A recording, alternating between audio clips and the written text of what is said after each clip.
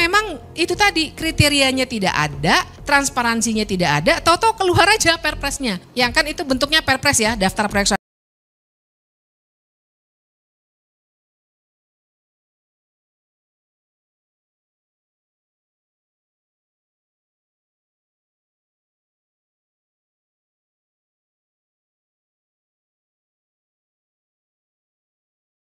Ini orang Indonesia kalau ditanya apa kabar baik, gitu. Padahal sebenarnya tidak baik-baik saja. Karena kita memang merasa bahwa hari-hari ini Indonesia sedang tidak baik-baik saja.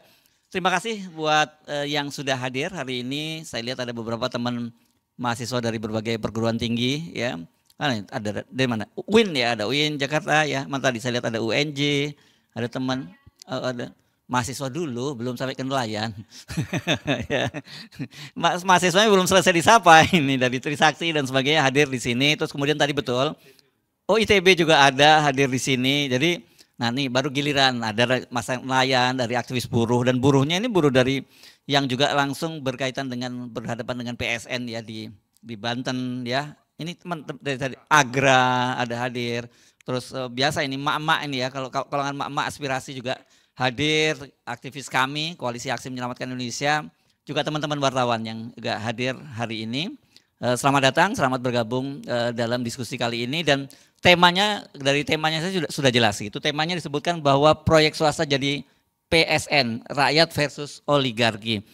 Dan kalau kita ngomongin rakyat jadi oligarki ini sekarang ini mungkin banyak orang terfokus pada PIK ya, Pantai Indah Kapuk 2 ini, dan kita lihat di situ ada satu orang tokoh yang namanya Said Didu yang dia kalau dalam dikenal dulu tampil ke gelanggang walaupun hanya seorang. Nah, gitu ya. Dia tampil sendirian, dan kita di sini akan menunjukkan solidaritas kita terhadap Said Didu bahwa Anda tidak sendirian. You not stand alone gitu ya. Jadi kita masih bersama dengan Bung Said Didu, tapi juga sebenarnya yang lebih menderita lagi adalah mereka-mereka yang ada warga yang langsung berhadapan dengan para oligarki untuk proyek PSN ini. Nah, kita sekarang sebenarnya, tapi kan ada persoalan yang lebih besar. PSN itu kan proyek namanya strategis nasional, dan itu yang memberikan kan pemerintah gitu ya. Artinya sebenarnya kalau kita ngomong oligarki itu jadi pertanyaan buat kita, sebenarnya kita itu melawan oligarki atau melawan kekuasaan yang di-backup oligarki gitu ya. Atau oligarki yang di-backup oleh kekuasaan. Itu kayaknya udah jadi jadi berkelindan begitu ya. Mari kita mulai diskusi ini supaya kita dapat perspektifnya itu, kita lihat dari sisi ekonomi dan politik gitu ya. Yang kami minta untuk menjabarkan soal ini siapa lagi ini kalau bukan Mas Antoni Budiawan ya. Ini saya kadang-kadang juga bingung sama Mas Antoni ini. Tiap hari ada tulisannya, dan yang ditulis soal itu aja soal oligarki itu, dan kok ada aja tema-temanya yang diangkat gitu ya. Oke, sekarang fokus soal PSN dan oligarki ini, Mas Antoni. Terima kasih Mas Hersu. Ya, topiknya ada terus karena oligarkinya ya terindikasi melanggar terus gitu. Jadi topik itu tidak pernah surut. Ya, menarik. Ini mengenai PSN. Jadi saya langsung aja Mas Hersu, ini karena banyak pembicara juga. Jadi kalau kita lihat proyek strategis nasional, kita belum bicara mengenai proyek swastanya. Proyek strategis nasional itu kapan dimulainya proyek strategis nasional?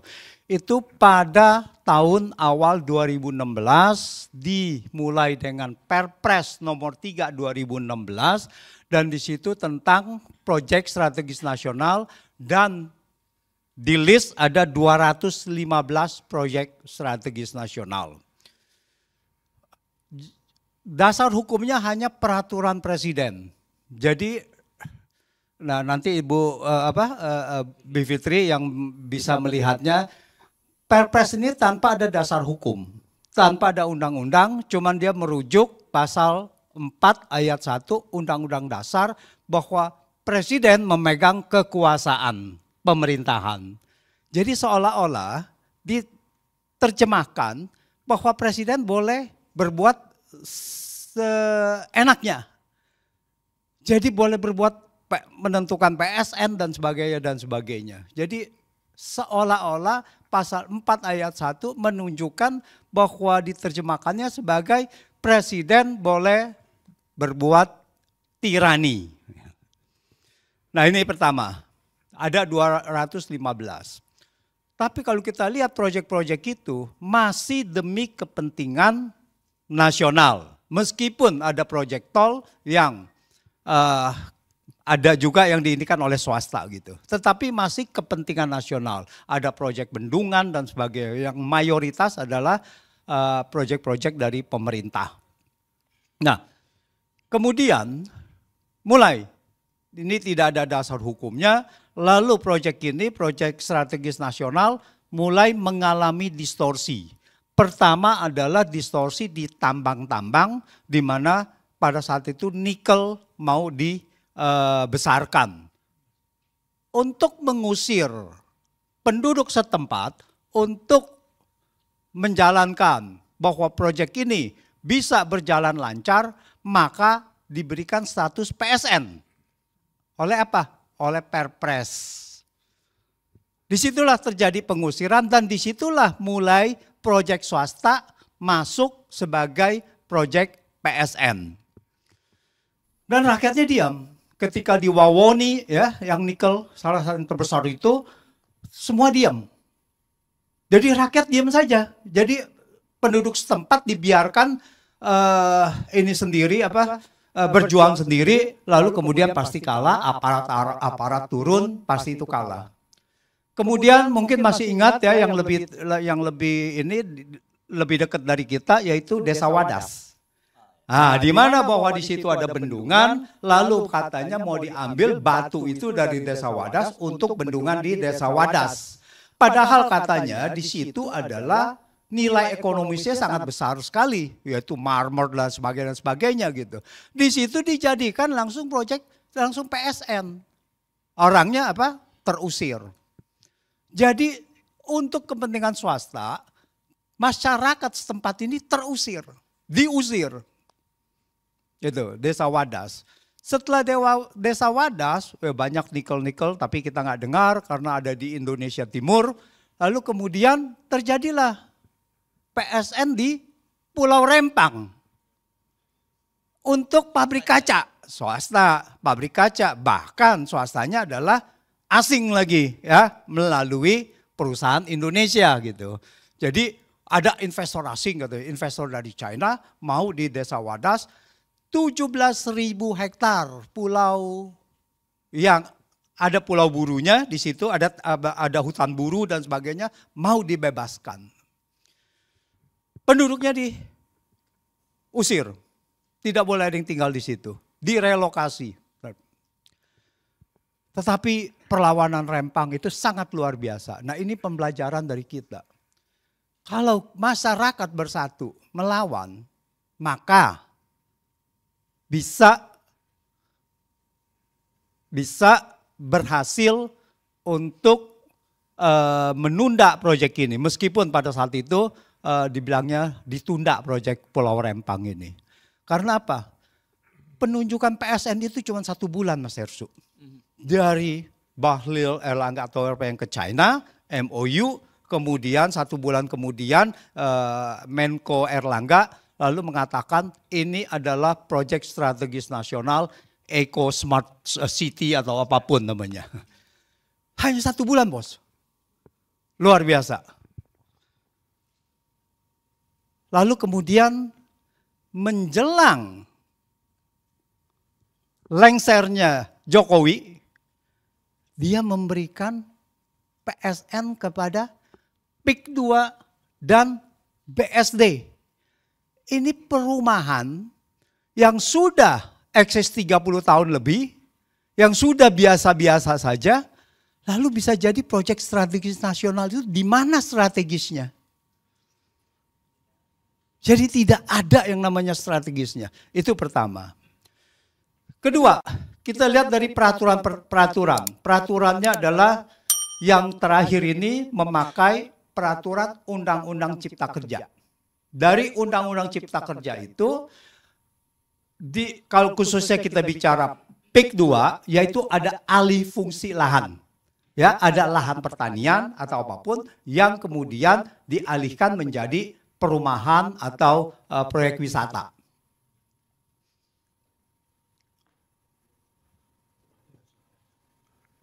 Ya. Nah, jadi begitu dia mengalihkan di dalam undang-undang Cipta Kerja itu ada dua hal. Pengalihan lahan budidaya tidak boleh dialihkan kecuali untuk kepentingan umum dan atau proyek strategis nasional. Tapi tidak pernah ada definisi apa strategis nasional itu. Itu pertama, dan atau itu. Jadi boleh dialihkan kalau kecuali untuk kepentingan umum dan atau proyek strategis nasional. Nah, ini penyelundupan hukum nih. Bahwa pasal ayat 1 ayat selanjutnya untuk kepentingan umum, jadi proyek strategis nasional tidak masuk, harus dibuat kajian. Wah, harus ada kajian, ada persyaratannya. Tapi tidak untuk proyek strategis nasional. Pertanyaannya adalah, apakah proyek strategis nasional itu adalah untuk kepentingan umum? Harusnya iya, kepentingan nasional. Kalau namanya kepentingan nasional, harusnya adalah kepentingan umum. Ya enggak? Jadi, untuk kepentingan umum harus melalui kajian, tetapi untuk kepentingan proyek strategis nasional tidak. Oleh karena itu, langsung saja diberikan dan lahan-lahan di sana diusir, Anda, saya beli sekian. Oh, sebelum beli NJOP-nya diturunkan dulu kan ya. Sebelum beli NJOP-nya diturunkan dulu gitu.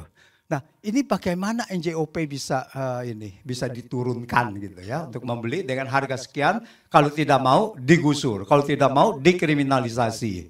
Nah, kemudian kita dengar bahwa Said Didu membela kepentingan masyarakat, beredar luas, lalu dipanggil polisi dan sampai sekarang kalau nggak salah ditersangkakan. Ya. Penyidikan ya. Oke, belum tersangka. Oke, maaf. Soal kalau udah penyidikan tinggal soal waktu kan gitu. Nah, tinggal soal waktu, kalau rakyat melawan ya tidak jadi juga gitu. Tinggal tergantung dari apakah rakyat ada untuk membela kepentingan masyarakat luas. Nah, itu. Jadi proyek strategis nasional ini digunakan untuk mengusir masyarakat setempat demi menjalankan proyek-proyek yang diinginkan untuk kepentingan sekelompok orang. Awalnya adalah untuk kepentingan umum, jalan tol, bendungan, jalan infrastruktur sarana dan prasarana dan sebagainya. Awalnya masih lumayan bagus, meskipun melanggar peraturan perundang-undangan. Nah, yang terakhir, bahwa apakah kalau proyek strategis nasional, anggap saja bahwa dia mengikuti peraturan perundang-undangan, apakah boleh mengusir rakyat begitu? Pasal 28 H Undang-Undang Dasar ayat 4 itu mengatakan bahwa setiap orang berhak untuk memiliki barang pribadi, dan kepemilikan itu tidak boleh direbut oleh siapapun dengan sewenang-wenang. Oleh siapapun tidak boleh direbut. Jadi kalau saya ada lahan di situ lalu saya tidak mau jual, itu bagaimana? Nah, tentu saja mereka cara merebutnya lain, cara merebutnya adalah akses jalan ditutup, diuruk depannya dan sebagainya. Dan itu pun sebetulnya sudah melanggar dari banyak peraturan perundang-undangan kita, peraturan bahwa setiap orang boleh bebas ya untuk itu HAM, sekali pelanggaran HAM. Yang tadi pasal 28H ayat 4 itu adalah pelanggaran HAM juga. Nanti Ibu Fitri yang akan mengelaborasi untuk itu. Karena saya ingat sewaktu di kasus Rempang ada mantan Ketua Komnas HAM itu mengatakan bahwa itu jelas melanggar, pengusiran itu di Rempang jelas melanggar Komnas HAM. Jadi, melanggar HAM, hak asasi manusia. Jadi, karena kita sudah ratifikasi juga perjanjian HAM, Ya, saya rasa ini juga seharusnya bisa dilaporkan, tapi teknisnya nanti kita serahkan Bu Fitri dan juga Bang Ferry Amsari. Terima kasih. Oke, beri applause pada Mas Antoni Budiawan. Kita sekarang berpindah ke Mbak Bivit ya. Ini saya mesti sampaikan dulu karena beliau berdua ini nanti akan lebih ada acara lain, jadi akan meninggalkan sama kita. Jadi monggo dipersilahkan ya. Kalau minimal ya. Alhamdulillah. Baik. Terima kasih. Selamat siang. Assalamualaikum warahmatullahi wabarakatuh. Makasih Mas Hersu, Mas Antoni, Mas Gede dan juga Mas Adi. Ibu bapak sekalian, senang sekali ada di sini. Jadi saya ingin memberikan perspektif hukum ya. Dan kebetulan di salah satu kelas yang saya ampu, mahasiswa-mahasiswa saya tuh udah bikinin infografis tentang proyek strategis nasional. Saya kan kalau ngampu kelas suka sengaja bikin kelas project. Mereka pilih sendiri waktu itu proyek strategis nasional. Jadi ada beberapa data yang ibu bapak bisa ambil, tapi ini sebenarnya teman-teman mahasiswa saya ngambil dari datanya YLBHI, datanya beberapa organisasi lain yang mereka olah gitu ya. Intinya sih begini, barangkali sebenarnya saya pengen mulainya dari, pada pernah baca novelnya George Orwell enggak? Yang judulnya 1984. 1984. Ada yang belum lahir. Udah baca atau belum? Ada satu terminologi menarik yang saya suka pakai untuk hukum. Apa coba tebak? Double speak. Jadi satu kata maknanya bisa double. Sebenarnya maknanya bukan itu. Contohnya aja dalam bahasa sehari-hari kita suka bilang, gimana Mbak perjalanan ke sini? Aman. Nah kita kan suka bilang gitu, aman. Aman itu bisa berarti ya telat-telat dikit lah. Bisa juga berarti ya saya akan on time atau aduh saya sebenarnya males nih cuma saya bilang aja aman gitu. Double speak tuh seperti itu.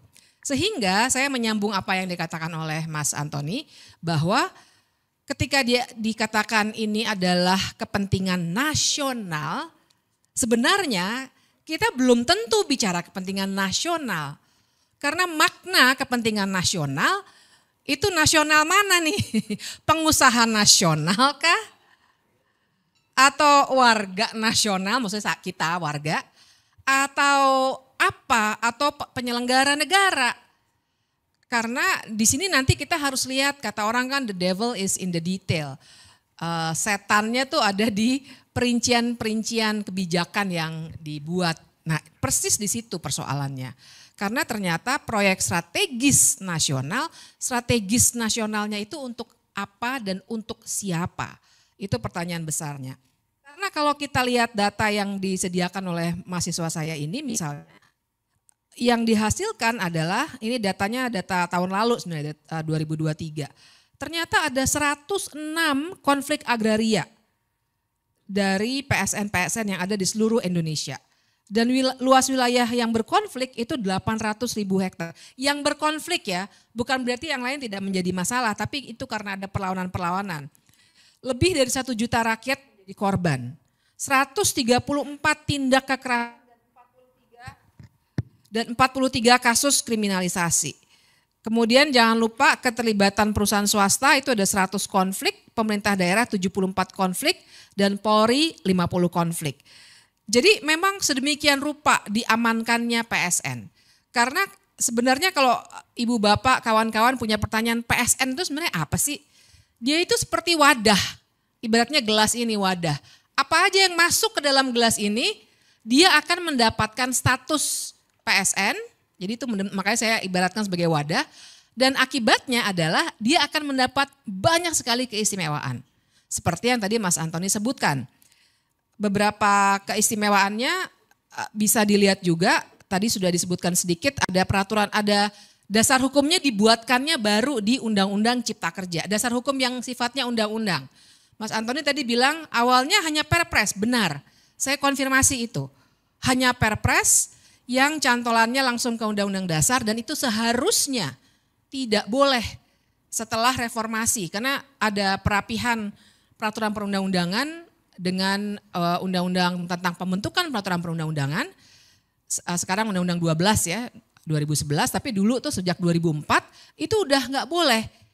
Karena dulu itu Soeharto pakai kepres buat banyak hal. Saya tahu persis itu karena kebetulan penelitian pertama yang saya lakukan selepas saya, sebenarnya belum lulus kuliah waktu itu, adalah kepres-kepres yang disalahgunakan oleh Soeharto.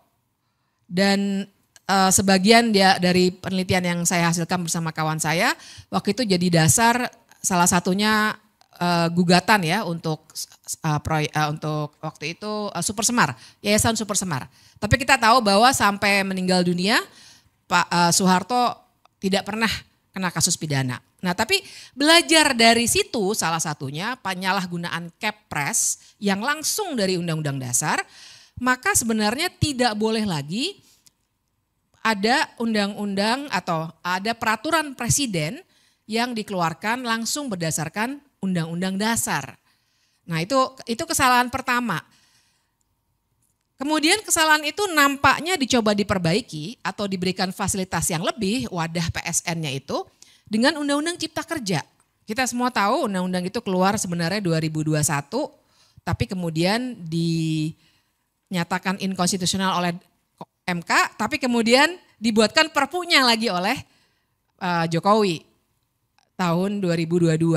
Nah, dari Undang-Undang Cipta Kerja itu keluar PP nomor 42 tahun 2021, isinya adalah atau tentang kemudahan proyek strategis nasional. Nah, di sini nih gelas untuk wadah PSN itu dipoles sedemikian rupa sehingga kemudahannya luar biasa memang. Mulai dari izin, kemudian ada pengadaan tanah untuk kepentingan umum, itu ada perpresnya juga Ibu Bapak, bahkan kemudian dibuatkan yang khusus untuk PSN atau di bawah Undang-Undang Cipta Kerja dipermudah lagi, sehingga akhirnya akan sangat mudah mulai dari fasilitas pembiayaan, perizinan, pengadaan tanah untuk kepentingan umum, tuh double speak lagi kan, kepentingan umum yang mana nih, kemudian beberapa perizinan lainnya lah, karena kita tahu untuk memulai suatu proyek kita akan berbicara soal dokumen yang luar biasa banyak begitu ya. Dan jangan lupa kita berbicara di sini bukan sekedar bahkan bukan hanya Wadas atau Rempang, tapi kita berbicara soal mulai dari sirkuit Mandalika, Bendungan Bulango Ulu, Gorontalo, tol Padang Pekanbaru, kawasan ekonomi khusus Gresik, PLTA Pinang, banyak sekali daftarnya. Kalau di Google sebenarnya bakal ketemu langsung semuanya. Termasuk cetak sawah baru di Pulau Pisau, Kalimantan Tengah, pembangunan waduk Sepaku, banyak sekali. Bayangkan itu semua mulai dari bandara, bendungan, jalan tol, semuanya diberi kemudahan. Mulai dari perizinan sampai pengadaan tanah atas nama kepentingan umum. Jadi itu kesalahan yang luar biasa besar karena akhirnya karena dapat kemudahan atas nama PSN dilakukanlah pelanggaran-pelanggaran HAM seperti yang tadi Mas Antoni katakan. Jadi atas nama PSN kalau lihat kasus di Pulau Rempang itu misalnya diusirlah masyarakat adat yang sebenarnya sudah tinggal di situ sejak nenek moyang mereka, bahkan sejak Republik Indonesia belum menjadi Republik Indonesia, diambil tanahnya atas nama PSN dan kemudian kalau mereka menolak dan akhirnya terjadi konfrontasi dengan aparat keamanan, akhirnya digunakanlah gas air mata secara berlebih-lebihan. Kalau waktu itu Ibu Bapak ingat sampai anak-anak kecil di sekolah-sekolahan itu sakit matanya, pingsan dan lain sebagainya. Apakah itu pelanggaran HAM? Iya, karena penggunaan gas air mata secara berlebihan dan menyakiti orang lain, apalagi anak-anak, itu merupakan pelanggaran hak asasi manusia yang harusnya diusut lebih lanjut begitu. Nah, jadi itu situasi yang terjadi.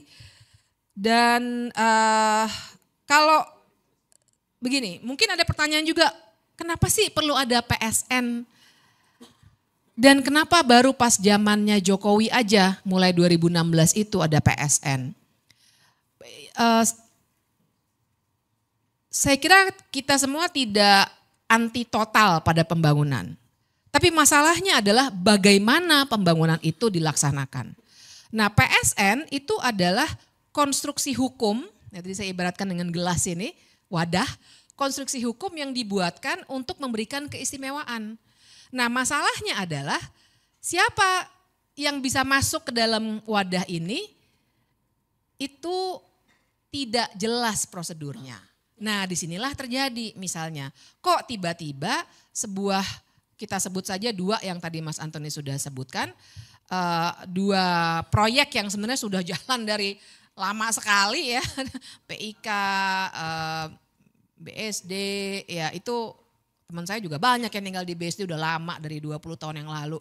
Tapi kenapa baru masuk sekarang? Karena proses kapan suatu proyek itu masuk atau keluar, nggak ada yang keluar sih sejauh ini ya. Semuanya masuk aja, orang dikasih kemudahan, siapa yang nggak mau.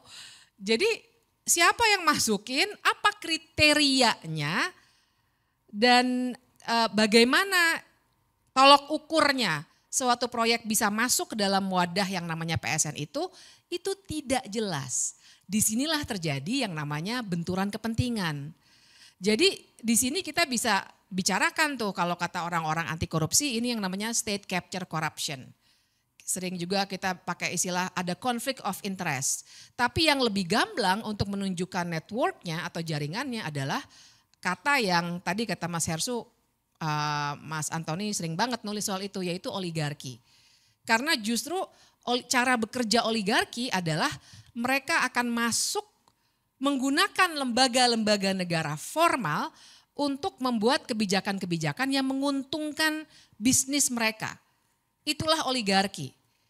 Kan di level untuk dengan pengusahanya namanya oligarki. Di level tengahnya di mana partai politik bekerja untuk kepentingan pemodal itu yang kita bisa namakan kartel politik. Dan itulah yang sebenarnya terjadi ketika akhirnya oligarki ibaratnya tuh dengan benturan kepentingan yang luar biasa, bahkan juga banyak sekali dan di antara pejabat kita yang sebenarnya punya bisnis atau paling tidak malah diberikan bisnis sebagai komisaris lah, sebagai pemegang saham lah, sengaja untuk tujuan itu. Karena dengan sendirinya ketika menentukan proyek yang ini masuk ya ke wadah proyek strategis nasional, tentu saja akan ada perundingan-perundingan yang sifatnya nggak bisa kita ukur secara hukum. Karena memang itu tadi kriterianya tidak ada, transparansinya tidak ada, tahu-tahu keluar aja perpresnya. Atau perpresnya, yang kan itu bentuknya perpres ya, daftar proyek strategis nasional itu. Tiba-tiba keluar, loh kok nambah nih, ada PIK, ada BSD, kaget juga kita. Karena proses itu tertutup. Nah jadi kalau pertanyaannya apakah ini melanggar hukum atau tidak, jelas melanggar hukum. Karena saya juga mau ingatkan, kita kenal terminologi good governance sebagai sebuah subjek kajian. Tapi pun di dalam undang-undang kita, Undang-Undang Republik Indonesia nih, ada yang namanya Undang-Undang tentang Administrasi Pemerintahan. Yang isinya ada namanya asas-asas umum pemerintahan yang baik, AUPB kami sering bilangnya. Nah di situ harusnya ketat. Ketika membuat kebijakan baru misalnya, tidak boleh dibuat tanpa ketelitian, tidak boleh dibuat tanpa adanya partisipasi. Kemudian tidak boleh ada benturan kepentingan dan lain sebagainya. Itu ada, kalau teman-teman mau lihat buka aja Undang-Undang Administrasi Pemerintahan kalau saya nggak salah pasal 10. Tapi saya mau bilang ini bukan sekedar obrolan warung kopi. Memang secara hukum di dalam undang-undang kita ada aturan mainnya. Salah satunya tadi AUPB, tapi lebih dari itu ketika ada pelanggaran-pelanggaran pengambil alihan tanah dengan kekerasan, terus orang yang mempertahankan tanah dilempari gas air mata atau dihadap-hadapkan dengan aparat kepolisian ataupun tentara, itu juga sudah melanggar hak asasi manusia. Jadi luar biasa, mudorotnya tuh daripada manfaatnya sangat-sangat luar biasa timpangnya. Manfaatnya saya nggak bisa bilang ini memang manfaat buat warga, karena ternyata yang akan lebih diuntungkan adalah orang-orang yang pemilik modal itu, yang seringkali kita kategorikan atau kita analisis sebagai oligarki. Nah kira-kira begitu gambarannya, barangkali nanti kita bisa diskusi lebih lanjut soal proyek strategis nasional. Mas Yarso. Terima kasih, applause untuk Mbak Bivitri. Seperti biasa kita enak ya, setiap kali menyimak Mbak Bivit itu kita dapat perspektif dan juga kemudian kita ngerti gimana sih konstruksi hukumnya gitu ya. Oke, tapi sekarang saya ajak Anda untuk menyimak pemaparan dari kandidat doktor gitu ya. Grace Riana. Ini menarik karena dia, setahu saya dia sedang menyusun disertasinya itu berkaitan dengan soal oligarki dan politik ya. Ini dan saya sih ingin agar lebih tajam gitu, Bung Gede, karena sebenarnya kan saya tadi nyebut sebenarnya kita bingung menyebut antara penguasa dan oligarki itu siapa yang di depan siapa yang di belakangnya begitu ya. Tapi realitasnya memang sekarang itu semua kontestasi pilpres termasuk kontestasi pilgub termasuk Anies Baswedan kemarin gagal menjadi calon gubernur itu sebenarnya aktor utamanya bukan Jokowi, tapi aktor utamanya itu oligarki. Oke silakan. Terima kasih Mas Yarso. Assalamualaikum warahmatullahi wabarakatuh. Terima kasih kawan-kawan semua yang hadir di sini. Jadi tadi Bung Antoni sama Bivitri sudah menyampaikan fakta-fakta, tapi kita juga perlu tahu mengapa fakta ini terjadi ya. Jadi saya pikir masyarakat juga perlu diberikan penjelasan bahwa segala kebijakan-kebijakan ya di era Jokowi ini yang parah gitu ya, yang sangat merugikan masyarakat itu merupakan hasil dari relasi antara oligark dengan penguasa ya. Jadi di negara manapun tuh oligark selalu ada ya. Baik di negara dengan sistem demokrasi atau sistem single party atau sistem monarki semua ada oligark selalu hadir di situ. Dengan demikian artinya relasi antara oligark dengan penguasa itu selalu ada gitu. Dan keduanya itu saling berupaya untuk mendominasi satu sama lain ya. Dalam kurun waktu tertentu bisa aja pemerintah yang lebih mengendalikan atau mendominasi oligark, tapi di waktu yang lain ya terjadi sebaliknya gitu. Nah relasi ini terbentuk karena adanya kepentingan ya, yaitu kepentingan untuk bertahan. Oligark kepentingannya mempertahankan kekayaannya ya kalau menurut definisi Winters, atau dia mengakumulasikan kekayaannya kalau menurut hadis Robinson. Ya, sedangkan dari penguasa jelas dia mempertahankan posisinya atau kekuasaannya. Ya termasuk dengan cara-cara 3 periode misalnya atau politik dinasti, anak dan mantunya siapa tuh namanya? Mulyono ya.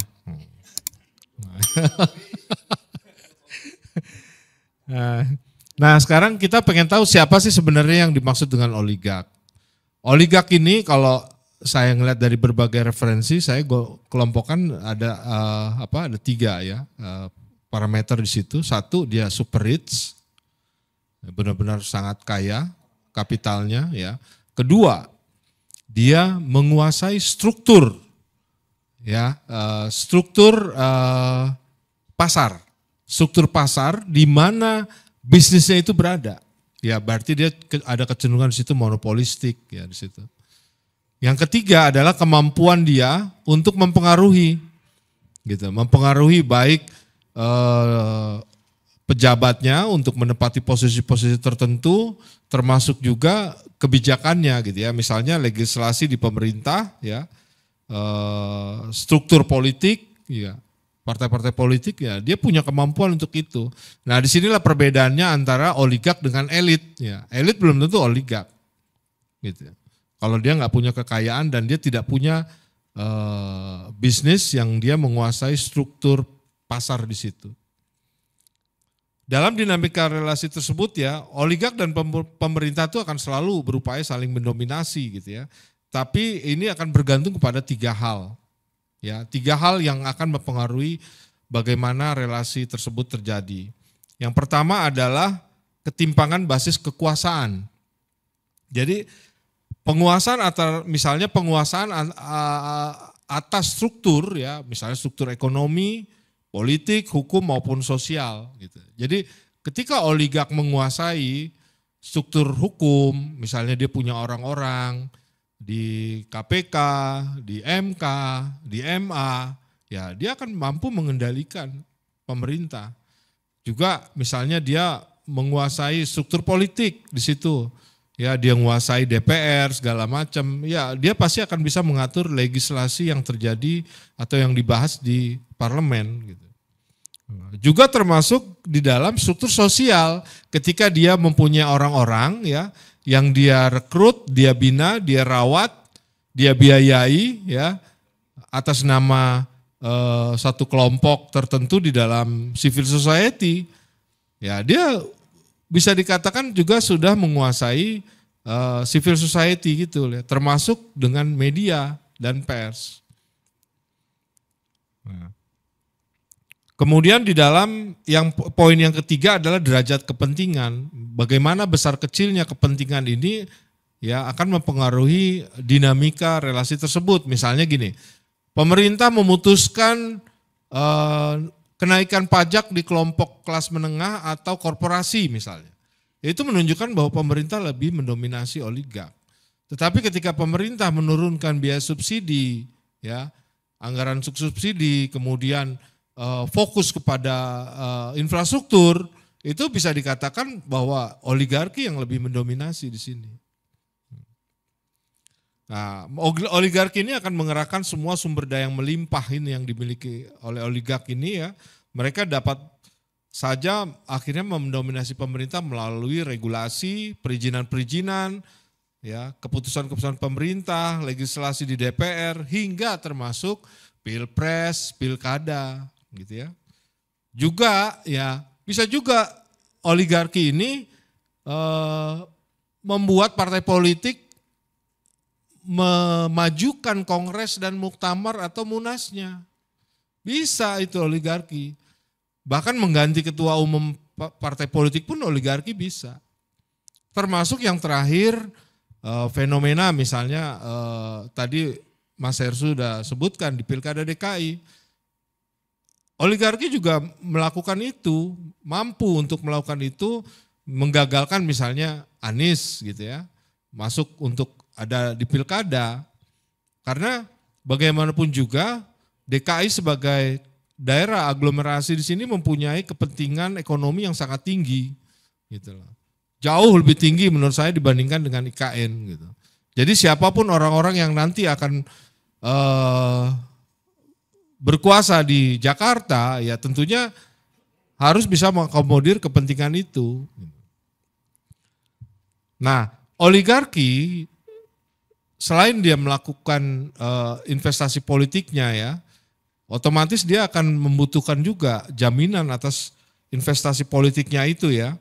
Ya misalnya dengan dia menempatkan ya atau mengharuskan orang-orang itu lolos ke Senayan, udah ditentuin si A si B-nya itu siapa, duduk di komisi mana itu sudah diatur semuanya gitu. Kemudian duduk di institusi penegakan hukum dan peradilan itu siapa, itu semua sudah dibuat ininya ya jenjangnya. Ya, termasuk membentuk dan mensupport kelompok-kelompok penekan yang ada di kelompok masyarakat sipil dan termasuk juga media-media tertentu. Nah, threshold itu juga merupakan salah satu cara untuk menjamin investasi partai politik, investasi oligark di dalam politik. Dengan threshold ini sudah bisa diatur, ya. Misalnya pilpres, thresholdnya itu kan cukup besar ya, 20%. Nah itu sudah bisa diatur, siapa yang akan maju, siapa yang calon yang sudah disetujui oligark, siapa yang calon pendamping, siapa yang calon akan pasti kalah. Nah itu sudah ketahuan semua. Disitulah cara oligark untuk menjamin investasinya. Nah menurut, ada teori yang saya pernah baca itu menurut Thomas Ferguson, menjelaskan bahwa konstituen utama dari partai politik itu bukan pemilih, justru oligark yang jumlahnya terbatas. Oligark inilah yang diperebutkan dalam pandangan partai politik, dengan bantuan kapital ya untuk kampanyenya partai politik, pemilih nantinya akan mengikuti ketika bantuan atau investasi dari oligark ini dapat digunakan secara efektif ya dalam operasi atau kampanye politiknya ya dengan cara menaikkan elektabilitas kandidat yang sudah disetujui oleh oligark. Jadi yang nomor satu justru konstituen utamanya yang diperebutkan adalah oligark oleh partai-partai politik. Nah, dalam riset disertasi saya juga saya memperkenalkan istilah namanya terkait di dalam ini ya, relasi antara oligark dan penguasa ini. Istilahnya saya sebut sebagai aktor supra power. Itu dalam scholar ilmu politik maupun ilmu pemerintahan belum ada. Jadi aktor suprapower ini adalah seseorang ya yang diberikan atau memiliki kewenangan melampaui posisinya di dalam struktur. Dia tidak hanya mampu memanfaatkan kelemahan-kelemahan di dalam sistem yang korup, ya, sistem yang busuk untuk kepentingan dirinya maupun kelompoknya, tetapi dia juga mampu berlaku sebagai arranger dalam satu orkestra proses keputusan ya yang melibatkan banyak pihak. Dia mampu memerintah atau meminta atau mempengaruhi orang-orang yang berada di dalam bagian berbeda di dalam institusinya, bahkan melampaui atau melintasi institusi yang lain. Jadi kalau kemarin, kalau nggak salah, saya gunakan itu untuk kasus kemarin siapa di kepolisian tuh, Sambo. Nah, dia punya kemampuan untuk itu. Kemudian kalau saya baca lagi cerita-cerita misalnya siapa Pratikno misalnya, bisa masuk ngatur-ngatur banyak hal gitu ya, termasuk dalam politik. Itu saya anggap masuk kriteria sebagai aktor suprapower. Gitu. Termasuk Luhut ya, kemudian siapa waktu Ahok ya, bagaimana perizinan bisa lewat segala macam. Nah, itu kan di luar jangkauan dalam posisi dia dalam struktur, tapi dia mampu gitu loh. Jadi orang-orang ini belum tentu dia menjadi top manajemen, tapi kewenangannya melampaui itu semua gitu. Nah, aktor-aktor suprapower ini selalu hadir di dalam sistem yang korup. Ya tentunya dialah yang akan dipakai oleh para oligark untuk mewujudkan keinginannya ini gitu. Nah, aktor suprapower ini cenderung ya melakukan abuse of power tadi, instrumennya macam-macam tadi Bu Fitri bilang state capture, corruption, bisa juga melalui diskresi, apapun itu gitu loh. Intinya dia mempunyai kewenangan karena semua sudah bisa dikontrol oleh dirinya. Nah jadi saya melihat dalam PSN ini bukan muncul yang tiba-tiba gitu loh. Tapi sebagai hasil dari relasi antara penguasa kita ya pemerintahan Jokowi dengan oligark gitu. Dan ini bukan muncul tiba-tiba. Kalau kita lihat lagi ke tahun 2021 masih ingat nggak ada pernyataan Jokowi bahwa semua Kapolda menjadi pengawal investasi. Masih ingat nggak? Nah, ini artinya merupakan suatu memang menjadi sikap politik Jokowi terhadap pembangunan kita yang memang merupakan rezim infrastruktur atau pro kepada investor, kepada pembangunan-pembangunan tapi yang sebenarnya lebih menguntungkan oligark. Nah, nggak ada beda dengan PSN ini ya, ketika PSN ini sudah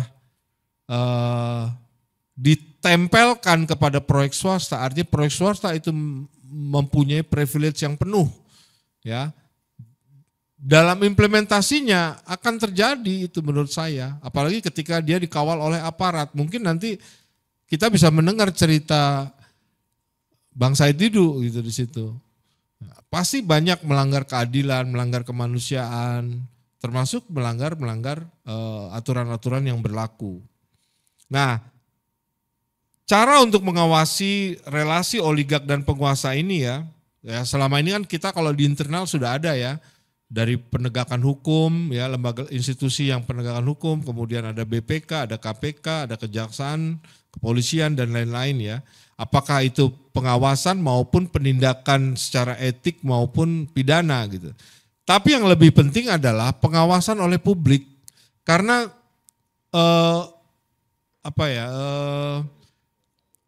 transaksi itu antara oligark dan penguasa itu bisa terjadi kapan saja. Di malam hari pun saat kita tidur mereka bisa bertransaksi.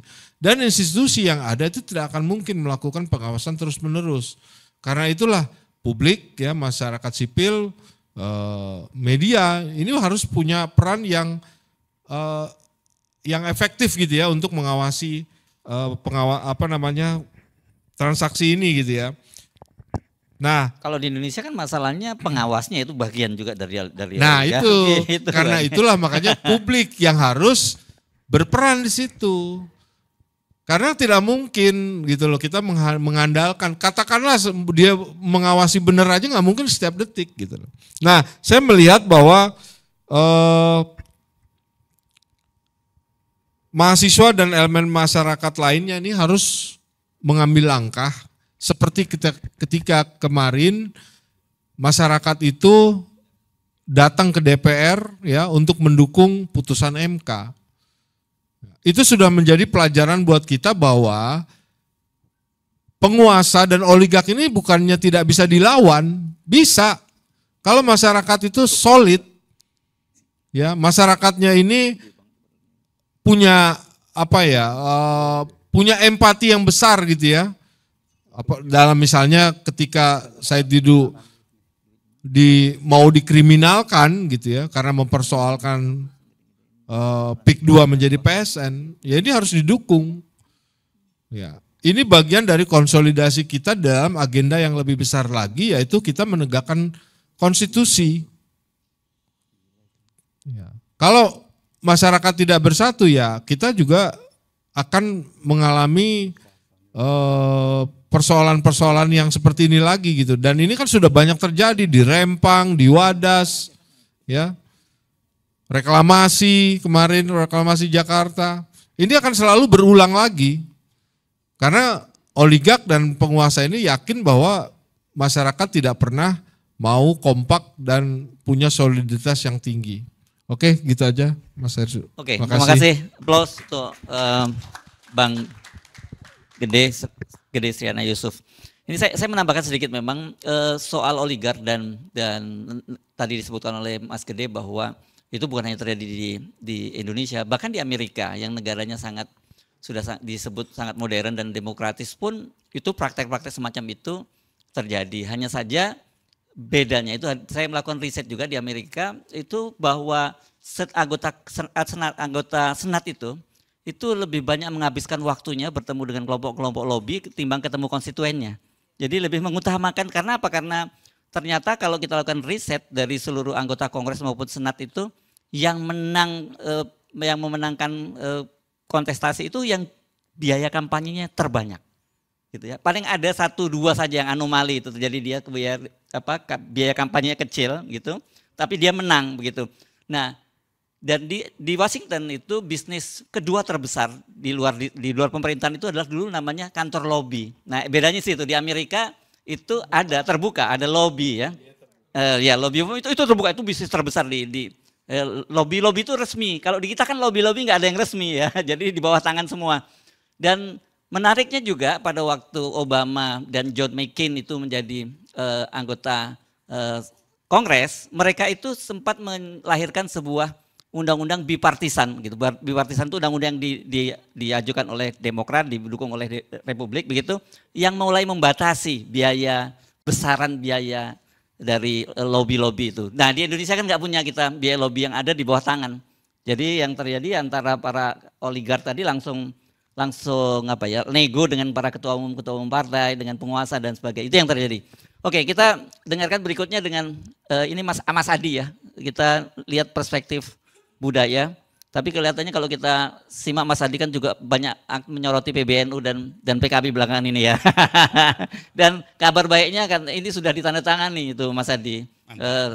PKB, SK PKB oleh Menteri Hukum dan HAM-nya. Ya. Baik, terima kasih Bung Ersub. Assalamualaikum warahmatullahi wabarakatuh.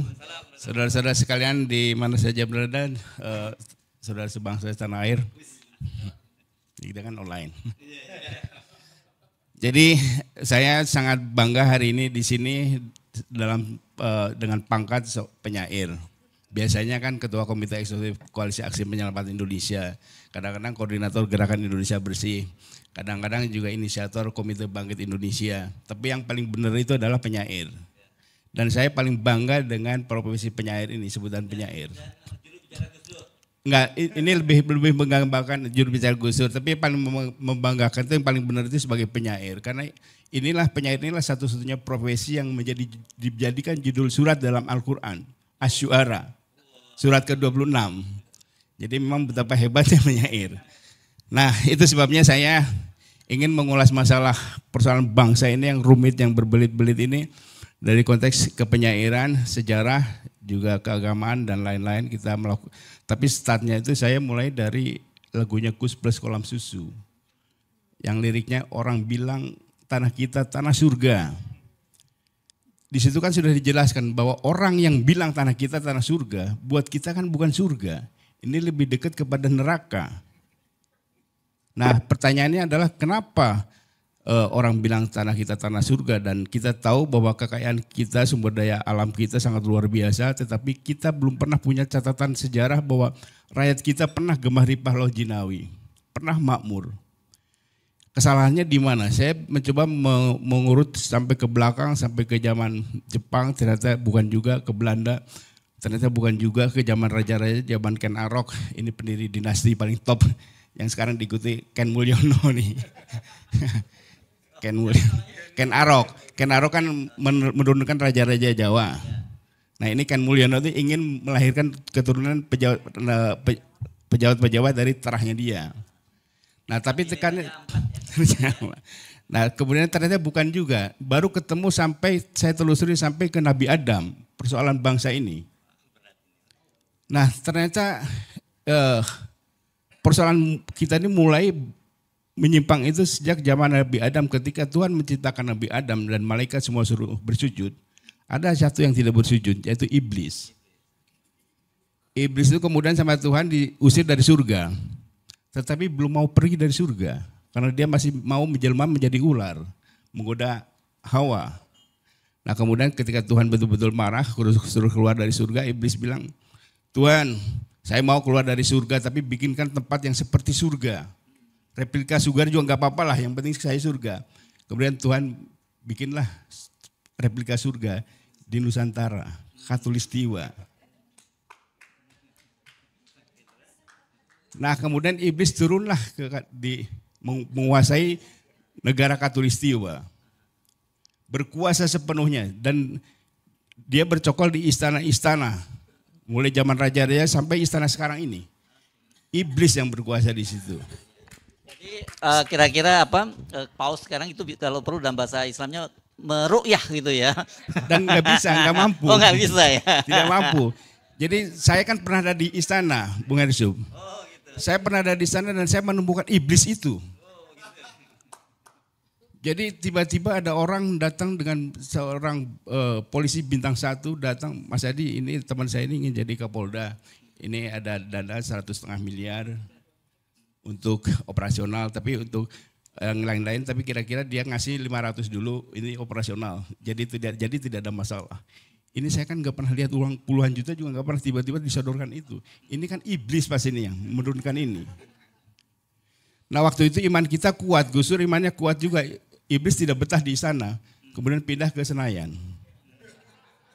Bersekutu dengan Senayan kembali ke istana.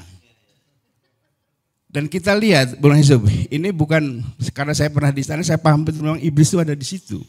Soekarno itu dulu baik-baik saja, orang baik. Ketika di istana kemudian mulai penyimpangan-penyimpangan. Soeharto juga orang sangat baik. Ketika di istana mulai muncul penyimpangan. Begitu juga SBY. Yudhoyono kurang lebih kemudian berlanjut kepada Mulyono, dinasti Mulyono dan Yudhoyono. Joko Widodo itu orang baik dulu. Dia janji anak-anaknya itu berdagang, tidak mau ke politik. Tapi karena iblis. Siapa lagi kalau bukan iblis yang menghasut itu. Jadi memang kekuatan iblis. Nah, oleh sebab itu ke depan itu kita harus memilih pemimpin yang imannya kuat, yang bisa melawan iblis. Kalau tidak, orang baik kayak Prabowo pun kalau di istana tidak kuat iman, dia bisa menjadi tergoda oleh iblis. Nah ini bahayanya. Kemudian kesimpulan ini saya turunkan menjadi puisi. Sebelum masuk ke situ,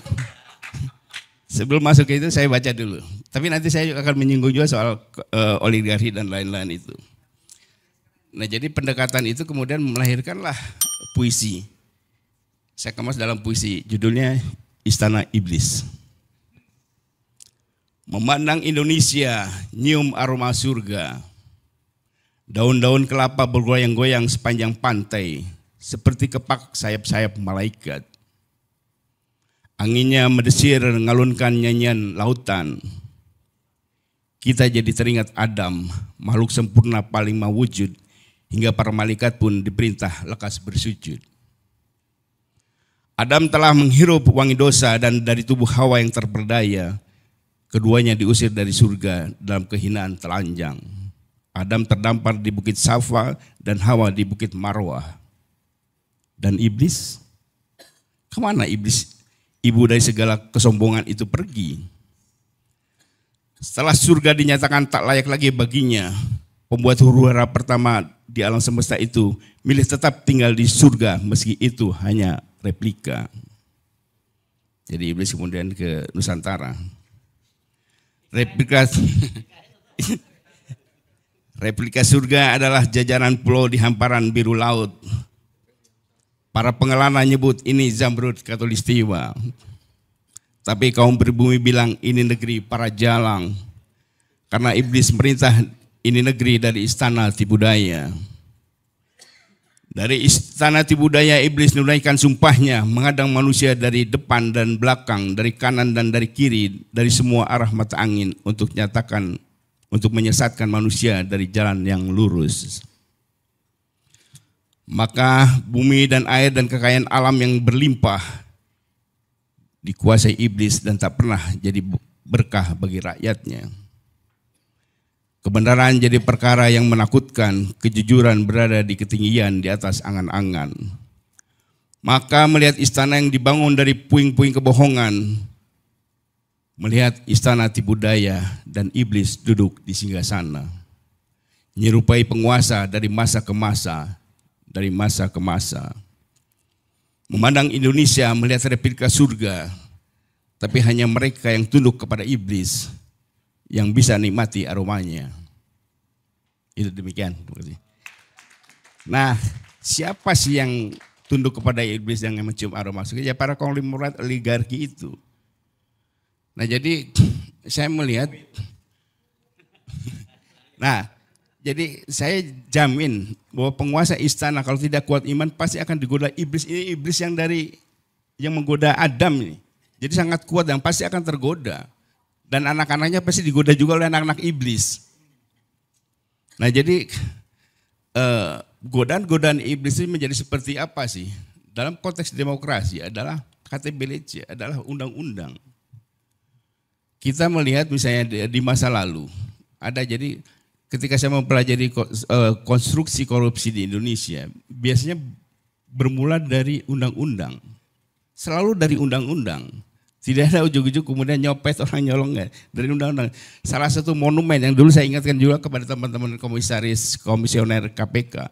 Ini konstruksi. Dulu ada tahun 2008 tuh ada yang paling monumental tuh ada undang-undang alih fungsi hutan. Itu DPR pertama Al-Amin, orang yang terpercaya tapi kemudian sangat tidak dipercaya, itu ditangkap oleh KPK. Dasarnya adalah apa yang terjadi? DPR membuat undang-undang alih fungsi hutan ini bersama para iblis-iblis itu. Dia ingin mengambil alih menguras hutan, ingin menghabisi hutan, tapi ini hutan lindung. Kemudian dibuatlah undang-undang itu yang di dalamnya itu ada batu baranya, sehingga kita mau mengolah tapi ini hutan lindung. Maka dibuatlah undang-undang yang memberikan diskresi. Kemudian hutan ditebangin, batu baranya nggak ada, tapi bukan hutannya sudah ditebang. Atau ada juga hutan ditebang, batu baranya ada, diambil, kekayaan alamnya diambil, dan modelnya seperti itu. Nah, saya melihat hal itu selalu berulang-ulang, dan PSN ini antara lain itu sebabnya hampir semua undang-undang kita, kayak contoh soal PSN itu, tidak pernah ada kejelasan kriterianya seperti apa sih. Siapa sih yang menentukan, tim mana, orang seperti apa yang menentukan soal kriteria ini, sehingga ini masuk PSN, ini alih fungsi hutan atau dan lain-lain. Nah ini tidak pernah, dan itulah permainan iblis. Dan disitulah uang itu mengalir. Godanya luar biasa, bisa iblis itu bisa ngasih iming-iming pesawat jet, super jet, bisa 3 orang bisa terpukau. Jadi iblis yang ada di Indonesia ini memang iblis yang luar biasa. Di negara lain iblisnya iblis-iblis KW-KW aja, di sini yang orinya ini dahsyat luar biasa. Nah jadi konstruksi korupsi di kita selalu lewat undang-undang. Kemudian adalah ditiupkanlah bahwa kebijakan tidak bisa dipidana. Ini kan sinting. Policy itu bisa dipidana kalau crime policy jenisnya. Kebijakan itu bisa dipidana kalau kebijakan kriminal. Kebijakan yang didesain untuk kriminal. Nah jadi apakah PSN bagian dari itu? Ini harus ada audit forensik soal proses undang-undang itu. Dan kita kaji seperti tadi yang disampaikan oleh Bivitri, ada 106 konflik. Ini baru yang kajian teman-teman dari dimonitor dari online ya. Belum penelitian yang langsung, itu pasti hampir semua PSN itu menimbulkan masalah. Di masa lalu ada Kedung Ombo pertengahan tahun 80-an. Itu betul-betul memang untuk kebutuhan rakyat, untuk pertanian. Tapi Soeharto yang katanya sangar aja masih bisa diskusi, masih bisa didemo, masih bisa dihalang-halangi. Nah muncul gagasan model PSN ini ketika zaman rezim Yudhoyono. Ketika ada jalan tol, misalnya ada kayak tempo hari dulu itu ada jalan arteri di Pondok Indah, ada orang yang tidak mau digusur, ada tinggal satu rumah. Nah hal inilah kemudian yang menimbulkan para penguasa, para kontraktor memerlukan aturan yang bisa membypass ini. Nah waktu itu memang hanya sedikit. Nah di zaman setelah Yudhoyono, di zaman Mulyono ini lebih sangar lagi, semua di bypass. Dan hampir tidak ada perlawanan karena rezim kita kan rezim demokrasi, dianggap kalau sudah ada undang-undangnya itu maka semua aparatur negara wajib melindungi undang-undang. Padahal undang-undangnya ini undang-undang kriminal. Jadi kalau kita kaji kembali persoalan ini kita akan menemukan itu. Nah kemudian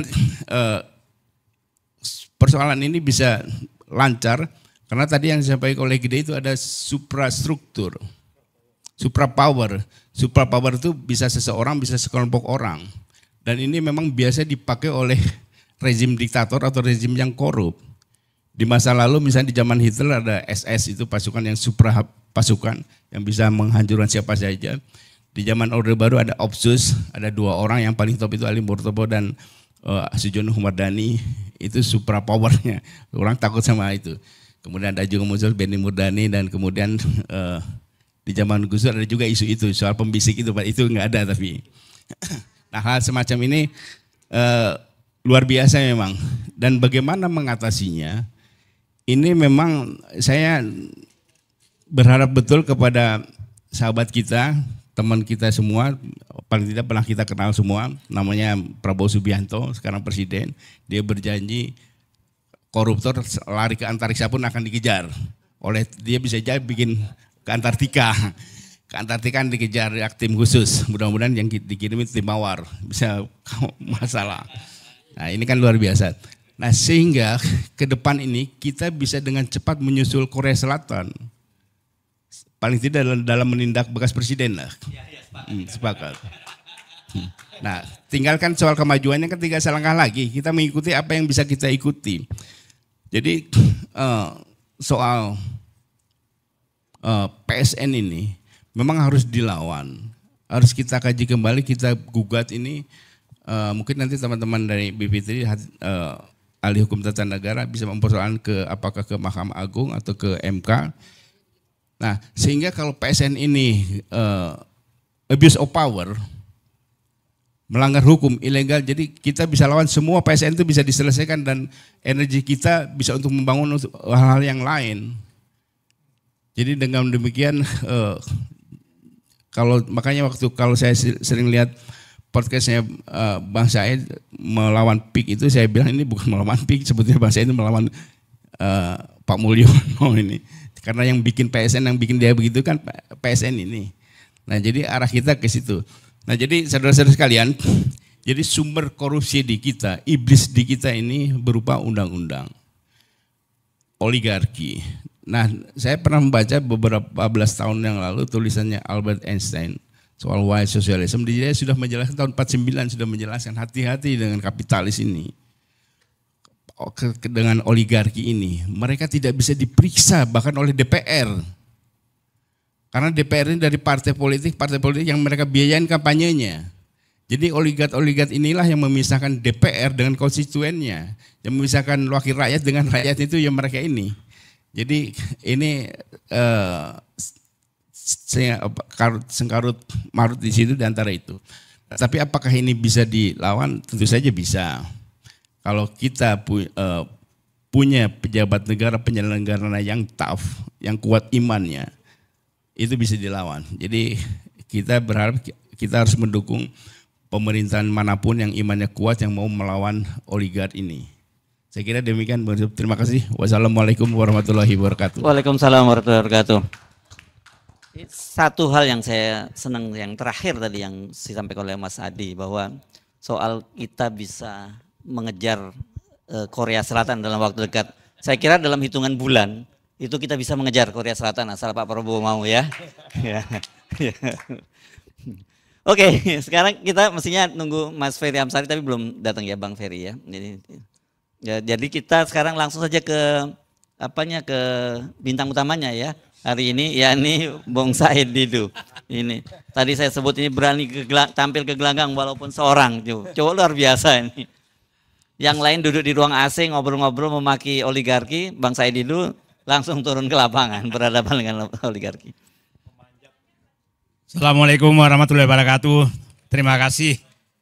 Akhirnya moto tandang ke gelanggang meskipun seorang saya buang sekarang karena Bu Fitri sudah ada, Bu Fitri sudah di sini, semua sudah di sini bergabung.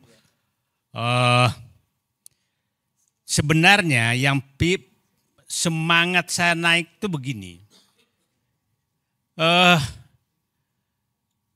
Tanggal 6 Agustus, ini saya bicara apa di balik ini semua, ini baru saya membuka. 6 Agustus, saya ketemu seseorang yang saya tahu posisinya adalah penghubung politik antara oligarki dengan penguasa, dengan pengusaha yang mengendalikan kekuasaan dengan kekuasaan. Apa ceritanya ke saya? Dia kasih tahu semua skenario bagaimana Mulyono mau mengambil partai. Tanggal 6 Agustus. Sampai nama-nama panitia Munas Golkar pun dia kasih tahu saya. Dan tanggal 9 Agustus, 8 Agustus kan Airlangga dipanggil. Persis yang disampaikan ke saya. Tanggal 10 Agustus Airlangga mundur. Ini pingin pecah kepala saya. Kok negara aku sekarang betul-betul bukan diatur oleh partai politik. Betul-betul diatur oleh mereka. Saya diberitahu bagaimana nanti PKB diambil. Tanggal berapa diambil. Saya diberitahu PKS bagaimana menyerahkan diri. Saya dikasih tahu. Saya dikasih tahu PKS menyatakan menyerahkan diri. Saya dikasih tahu bagaimana PAN diperpanjang lagi menjadi 3 kali padahal ADRT-nya diubah. Dan dia bilang menyatakan itu pasti selesai semua sebelum pilkada. Sebelum penetapan gubernur. Jadi ini yang bikin saya, apa sudah saatnya saya harus mati menghadapi begini semua ini. Karena sudah nggak ada lagi yang berkuasa kecuali mereka. Bayangkan dia bisa, ketua penyelenggara Munaslup Golkar dia bisa tentukan. Bukan ketua umumnya lagi. Ketua penyelenggaranya. Nah, semua bubar karena tangan Allah bekerja itu tanggal turunnya kita demo 22 April. 22 Agustus. Kita semua turun demo 21, dan itu saya berangkat dari rumah hormat bendera ke Medan Juang. Kalau saya nggak balik sudah selesai. Karena di kepala saya inilah hari yang menyelamatkan negeriku. Kalau itu tidak terjadi, semua skenario Mulyono terjadi. Maka apa yang terjadi? Prabowo menjadi boneka Mulyono. Itu yang terjadi. Karena semua sudah diatur. Jadi tangan Allah bekerja tanggal 21. Tidak ada koordinasi apapun. Dan semua bergerak seluruh Indonesia. Kita tahu. Disitulah kita dapat informasi nasionalisme, patriotisme Prabowo muncul. Ini harus dihentikan. Ini harus dihentikan, maka diperintah ke dalam. Dan saya dapat informasi sebenarnya di dalam itu korum. Bukan nggak korum. Tapi patriotisme dan nasionalisme Prabowo menyelamatkan negerinya. Itulah saya katakan, saya bicara dulu sebelum masuk fakta-fakta di lapangan. Saya berharap Prabowo itu, Habibie itu memuji, menjadi murid Pak Harto 30 tahun lebih. Tapi dia pada saat presiden menjadi Habibie yang lepas dari Pak Harto. Dan mengambil kebijakan yang berbeda dengan Pak Harto demi menyelamatkan bangsa dan negaranya. Saya berharap Prabowo kalau nggak bisa 100% Habibie ya 90% lah. Menjadi orang yang selamat datang. Oke. Saya sekarang masuk kepada praktek-praktek yang akan terjadi PIK 2 supaya kita punya gambaran. Saya ada 4-5 hal yang saya ingin jelaskan. PIK 2 itu apa sih? Yang kedua, aturan apa yang menyebabkan kezoliman dan ketidakadilan prakteknya di ini supaya kita ahli-ahli teori. Saya praktek saja fakta lapangannya seperti apa dan apa yang akan terjadi ke depan. Saya menyatakan PSN PIK 2 itu adalah praktek oligarki yang sangat nyata dan berlangsung sempurna apabila kita tidak ada yang turun. Saya turun ke bawah itu betul-betul hambatannya tidak ketulungan. Setiap orang yang saya foto dengan saya itu pasti besoknya akan dipanggil oleh aparat. Ya. Jadi saya turun, nah, kemarin saya turun lagi naik motor, saya ditelepon orang, Pak, saya minta Bapak jangan turun, Bapak lagi diincar. Udah kayak begitu sekarang. Jadi itu wilayah preman di 9 kecamatan. Itu sudah nggak ada pemerintah. Jadi maksud saya, ada wilayah yang pemerintah sudah nggak ada. Itu adalah wilayah PSN PIK 2. Wilayah PSN PIK 2 itu kan ditulis hanya 1.700 hektar. Menjadi 2.800. Tapi faktanya, semua wilayah di 9 kecamatan itu terpampang semua PIK 2. Bukan wilayah yang disebutkan.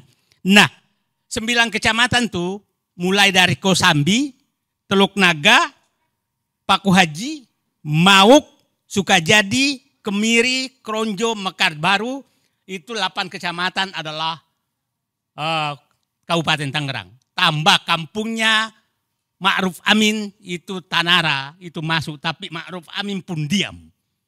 Coba bayangkan seorang wakil presiden kampungnya mau digusur rakyatnya, dia diam. Berarti siapa yang di atasnya? Kan clear sekali itu. Kampungnya Ma'ruf Amin, Tanara itu, saya kemarin ke sana, itu ditawar hanya Rp30.000 per meter. Sawah tambak, itu kampungnya Ma'ruf Amin. Bapak dan Ibu bisa bayangkan sebangsa dan setanah air, kampung wakil presiden tidak bisa berteriak melawan oligarki. Itu praktik. Jadi, nah orang boleh menyatakan ada pengacara besar, misalkan saya Didu bohong, saya punya rekamannya semua itu. Jadi jangan menganggap saya bohong. Ada menyatakan bahwa itu transaksi. Saya punya rekamannya, orang ini transaksi di kantor pengembang. Bukan di lapangan. Notaris-notaris mereka sekarang ada di kampung-kampung mutar-mutar.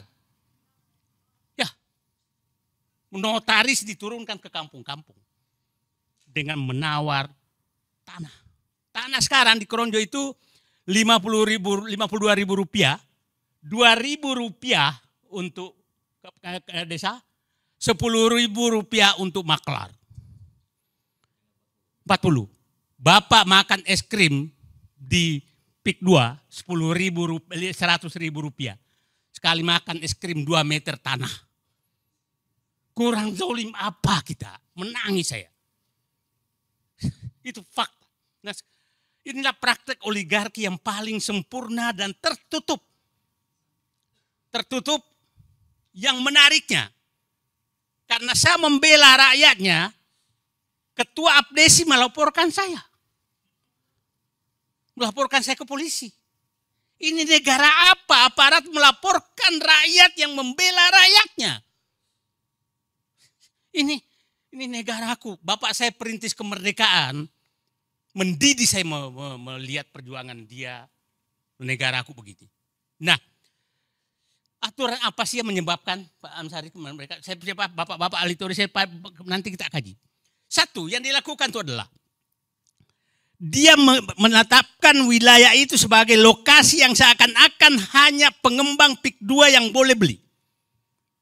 Itu oleh Pemda. Oke? Akhirnya tidak boleh ada transaksi apapun kecuali dengan mereka. Yang kedua dilakukan adalah izin jual beli. Tidak boleh ada jual beli di lokasi 9 kecamatan itu kecuali kepada pengembang. Lurah, desa, camat, tidak boleh ada transaksi apapun. BPN tidak boleh ada transaksi apapun. Ketiga, mekanisme pembebasannya aneh. Ini masuk PSN. Biasanya kalau pembebasan pemerintah kan ada mana panitia penetapan harga. Panitia 8, panitia 9 namanya dulu. Ini tidak ada. Yang menentukan adalah aparat desa yang mendatangi dan bersama preman mendatangi rakyat. Nah, yang menariknya adalah, mohon maaf aja, ini semua di bawah, tidak ada yang berani apapun. Nah, ini ada tadi saya dapat berita, kepala desa sudah mau ditangkap karena jual tanah. Ada lagi daerah Kohot sekarang sudah mau ditangkap. Ini memang pelakunya adalah Abdesi, kemungkinan marah. Karena begini, saya datang ke lokasi, tahu-tahu ada kantor pembebasan lahan PT Kukuh Mandiri. Didukung oleh Abdesi Kabupaten Tangerang. Loh, kok ada begini? Gitu kan? Terus saya ke lokasi Pik 2, PT Kukuh Mandiri. Oh, berarti Kukuh Mandiri ada Pik 2. Ya kan? Nah, sangat aneh. Nah, puncaknya adalah PSN. Puncak aturan yang dibikin. Ingat, PSN diumumkan 2 hari setelah pengumuman MK tentang kemenangan Presiden Prabowo. 2 hari. Dan kita sangat bisa menduga bahwa pelaku daripada ini adalah yang reklamasi gagal, yang ibu kota negara pelakunya juga sama, ini juga sama. Artinya kelihatannya setelah gagal di reklamasi Pantai Utara, dia pindah ke IKN Zong juga, maka dibayarlah dengan PSN Pik 2. Nah, kenapa sih mereka menunggu PSN? Coba kalau PSN itu kan ada 6 fasilitas yang akan diberikan. Satu adalah kemudahan perizinan. Itu faktanya terjadi. Yang kedua kemudahan pembiayaan. Artinya bisa minjem. Yang ketiga ada jaminan resiko termasuk resiko politik. Kan gila ini. Jadi kalau ada nanti masuk resiko politik maka negara yang tanggung. Yang ketiga pembebasan anggaran gejolak sosial. Jadi kalau ada gejolak sosial maka negara harus menyiapkan anggaran untuk, mungkin juga anggaran untuk melaporkan Said itu juga dibiayai negara kali ini. Kita nggak tahu. Nah, yang kelima adalah kemudahan penyelesaian masalah hukum di kemudian hari. Yang ketujuh tax holiday dan bebasan pajak-pajak lagi. Itu yang terjadi. Nah, diseberangkan ke swasta. Sekarang saya masuk ke fakta lapangan.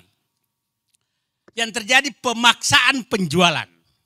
Pemaksaan penjualan bagaimana caranya? fakta teman-teman, Pak Samsir, ini saya berharap bapak-bapak punya waktu nanti kita ke sana hanya 2 jam dari sini untuk melihat faktanya. Gimana orang tidak menjual? Kan begini, di sana tuh kalau Anda akan menjual, dia selalu menyatakan kami tidak mau membeli kalau Bapak nggak mau. Iya, tapi kamu dikepung. Saya punya tanah di sana yang sering pakai. Saya tapi 30 tahun lalu udah punya. Sawah saya tuh nggak bisa lagi saya garap karena irigasinya sudah ditutup oleh mereka. Itu tanah Said Didu. Orang-orang lain semua menghadapi hal seperti itu. Pemaksaan penjualan. Terus mau dijual kemana? Saya akan tradisikan tidak boleh ada jual beli kecuali kepada pengembang. Nah akhirnya berapapun, luas berapapun maka harus dijual ke mereka. Nah faktanya juga yang bertahan dulu ada di wilayah mana laporannya harganya masih tinggi, tahu-tahu sudah dikepung dipaksa menjual dengan murah karena nggak ada jalan lagi banjir dan lain-lain. Nah itu yang pertama. Yang kedua pemaksaan harga. Tidak ada namanya tuh harga berapa, maunya 50.000. Kalau nggak mau ya nggak, nanti ditimbun aja. Nah sekarang sudah mulai terjadi penimbunan tanpa, saya kemarin baru turun setahun lalu sudah dikasih uang muka karena terpaksa, sudah lebih setahun sudah ditimbun tapi belum dibayar-bayar. Banyak yang terjadi dengan harga 50.000 loh Pak, bukan harga. Coba bayangkan Pak, masa tanah segitu di pinggir jalan loh Pak, pinggir jalan raya tuh 50.000. Nah karena sama semua. Pemaksaan harga. Yang ketiga itu pemecah belah keluarga. Ada beberapa keluarga, apalagi yang punya keluarga ASN, maka pasti ditekan ASN-nya. Supaya mempengaruhi keluarganya untuk menjual. Ada saya tahu kepala dinas di Tangerang, Kabupaten Kerang, itu dikasih pilihan. Betapa pemaksaan seperti itu. Ada kemarin itu masuk, disuruh saling melapor keluarganya. Habis itu masuk penjara. Terpaksa dia jual tanahnya. Ini pecah belah antar keluarga di bawah. Nah itu terjadi. Kemudian kalau keterlibatan aparat itu sangat nyata. Nggak ada tempat sama sekali untuk mengadu. Kalau saya ke lokasi, tahu ada motor ngiung nggak jelas tuh. Itu benar-benar wilayah yang sudah tidak ada pemerintah. Saya pikir Bapak-bapak dan Ibu menyaksikan bagaimana laut di Pagar. Adakah angkatan laut teriak? Adakah kepala desa teriak? Adakah camat teriak? Adakah tentara teriak bahwa laut tidak boleh dipagar? Enggak ada. Ini fakta bahwa wilayah ini sudah tidak ada negara. Itu fakta. Kan udah viral di mana-mana tuh. Apa namanya? Pagar laut dipagar sekian kilometer, nggak ada tuh yang teriak. Nah, ini kalau ini terjadi, saya katakan tadi, wilayah ini terbentang di 9 kecamatan dan saya perkirakan luasnya sampai 100.000 hektar. Perkiraan saya. Luas Singapura 73.000 hektar loh. DKI Jakarta 63.000 hektar. Ibu kota negara 53.000 hektar. Ini 100.000 hektar. Kalau sampai ke Merak, karena saya ini kemungkinan sampai Merak itu bisa sampai 150.000 hektar. Nah, orang menyatakan hanya 100 sebentar. Bapak kalau nanti punya waktu masuk ke batas PIK 2 sampai sekarang jalannya tuh dibangun sampai batas Sungai Cisadane, Sungai Kohot. Itu 35 kilometer, Pak. Baru 2 kecamatan. Panjang jalannya sudah 35 kilometer. Nah, kalau sampai ke sana itu saya yakin 100 kilometer kali 10 kilometer lebarnya saja udah 100.000 hektar. Nah, terus kalau dia membantah selalu menyatakan kami hanya PSN di di 2.800 hektar. Sebentar. Anda pasang papan nama PIK 2 semua di seluruh kecamatan tersebut. Itu papan namanya, fotonya ada di saya semua. Jadi jangan lagi ada mau membohongi rakyat. Nah, yang ketiga tadi keterlibatan aparat sangat susah. Karena yang melakukan transaksi di bawah itu pasti lewat aparat desa. Aparat desa lah yang turun ke bawah. Nah, ketakutan rakyat sudah terlalu. Ketakutan rakyat. Kemarin saya dengan Pak Jaki turun itu, Pak jangan difoto, udah kayak begitu Pak.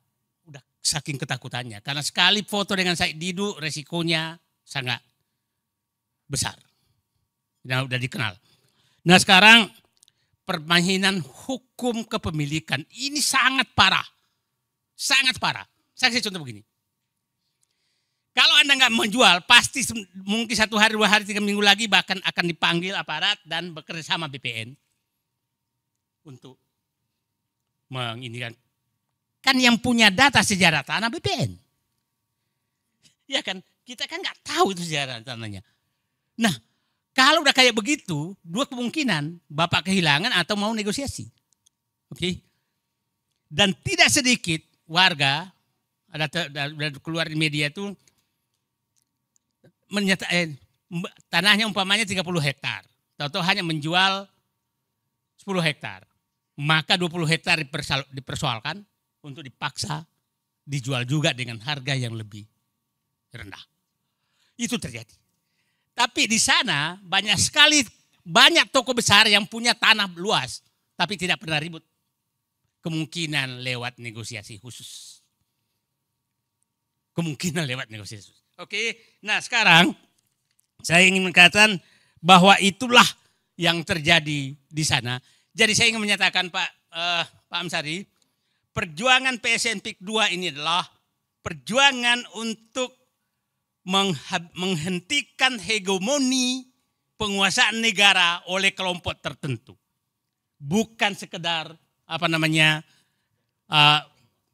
bukan sekedar bahwa memang kita harus membela rakyat.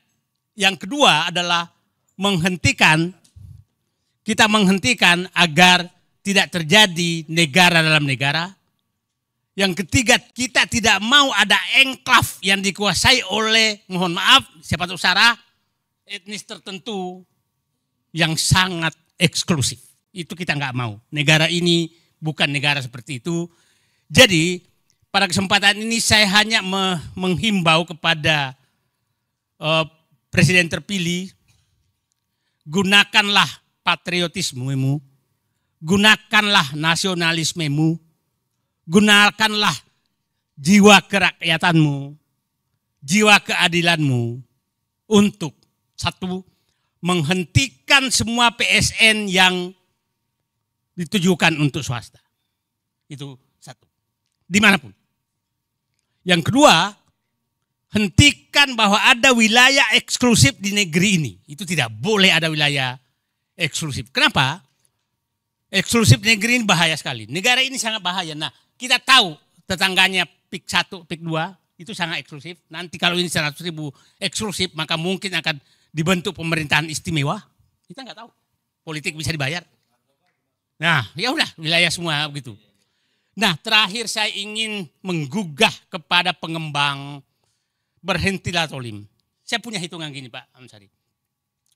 Mereka menjual tanah yang dekat laut itu 36 juta per meter. Yang dekat laut, dekat sungai. Yang di tengah-tengah 21 juta per meter. Kalau saya rata-rata berarti harga jual 25 juta per meter. Saya bilang begini, belilah tanah rakyat 1 juta. Oke. Sogoklah pemerintah, politisi, aparat 1,5 juta per meter, berarti 15 miliar per hektar. Saya izinkan nyogok. Berarti lebih tinggi sogoknya dari harga tanah kan. 2,5 juta per meter ongkosnya. Biaya pematangan lahan 2,5 juta juga deh, 5 juta. Oke. 5 juta kali 1,4 karena ada fasilitas sosial 40%. Maka saya perkirakan berarti 6,5 juta rupiah biaya tanah. Saya masukkan bunga bank 50%, maka kosnya kira-kira 1 meter itu Karena itu 9 juta rupiah. 9 juta rupiah. Anda jual 25 juta rupiah, berarti Anda masih untung 16 juta. Kurang biadab apa kalian mau membeli tanah rakyat 50 ribu? Anda masih bisa untung. Saya izinkan lo nyogok, Pak. Bayangkan, Muhammad Saididu mengizinkan menyogok. Nah, tapi di mana? Itu kan hitungannya sederhana. Karena saya tahu harga tanah. Saya katakan ke mereka, kalau Anda sudah beli tanah rakyat 1 juta rupiah per meter, maka Saididu berdiri di depan membela Anda. Tapi kalau Anda zolim membeli tanah rakyat dengan 50 ribu rupiah, maka kita, bukan Saididu berhadapan, seluruh rakyat Indonesia akan berhadapan dengan Anda terhadap kezaliman Anda yang didukung oleh pemerintah lewat PSN. Itu saya pikir ulasannya. Terima kasih. Assalamualaikum warahmatullahi wabarakatuh.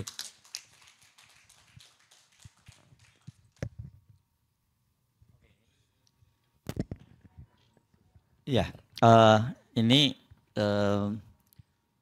yang terakhir bergabung, jadi kesempatan juga terakhir tentunya. Bang Ferry, kelihatannya kurang sehat? Ya. Oke. Mudah-mudahan diberikan kesehatan dengan silaturahmi menjadi lebih sehat. Amin. Ya. Terima kasih Mas Hersu, Prof. Antoni Budiawan. Oh, diminta pindah ke sini supaya blocking kameranya enak. Bisa ya?